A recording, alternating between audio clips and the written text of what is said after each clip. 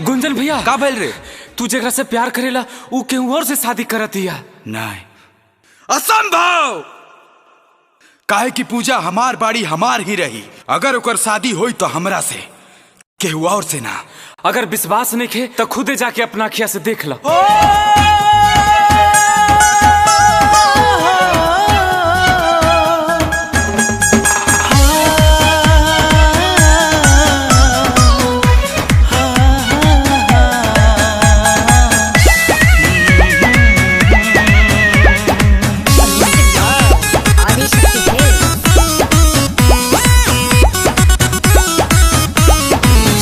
होता हमारो तयाज संसार, अखिए के सोझा बिछड़ता प्यार। सुना होता हमारो तयाज संसार, अखिए के सोझा बिछड़ता प्यार। केकरा से हंसब बोलब बतियाई, उहे को रही हमार।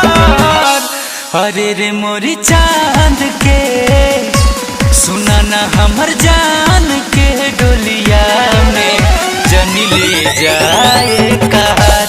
सुना ना हमर जान के डोलिया में जनी ले जाए कहार।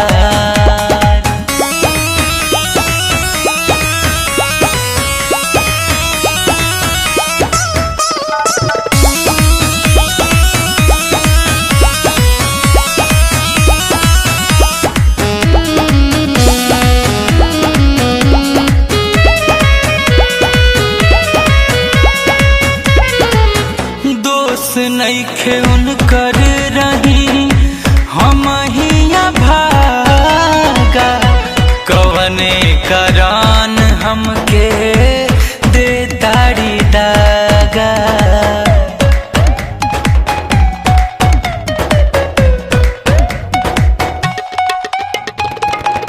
दोस्त नइखे उनकर रही हम हिया भागा, कवने करान हमके दे ताड़ी दागा। अब कैसे केहू करे केहू पे भरोसा, दुनिया में दे ताड़े अपने ही धोखा। केकरा गली घूमे जाई पगला, तनिको न कैली विचार। अरे रे मोरी चांद के सुना ना हमर जान के डोलिया में जनी ले जाए कहार। अरे रे मोरी चांद के डोलिया में जनी ले जाए कहार।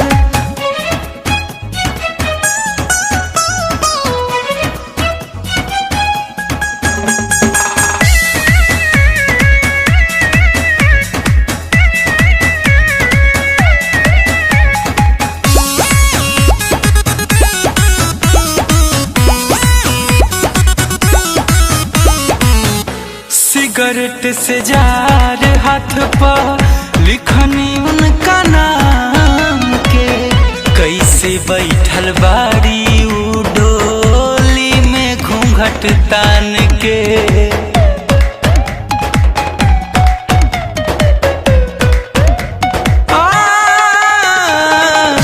सिगरेट से जार हाथ पे लिखनी उनका नाम के, कैसे बैठल बाड़ी उ डोली में घूंघट तान के। आखिरी भर उनके निरेख ले बेदा, मोरी जान के सूरतिया तू देख ले बेदा। गुंजन खिलस के हंसत खेले जिंदगी, जहाँ तारू के बेकार। अरे रे मोरी जान के सुना ना मोरी चांद के डोलिया में ले जा जन कहार। अरे रे मोरी जान के डोलिया में जन ले जाए कहार। अरे रे मोरी जान के डोलिया में ले जा जन कहार।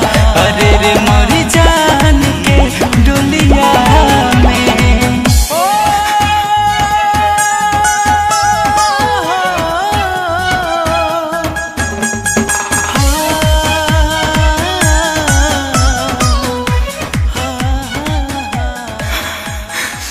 जन ले जा हे कहार।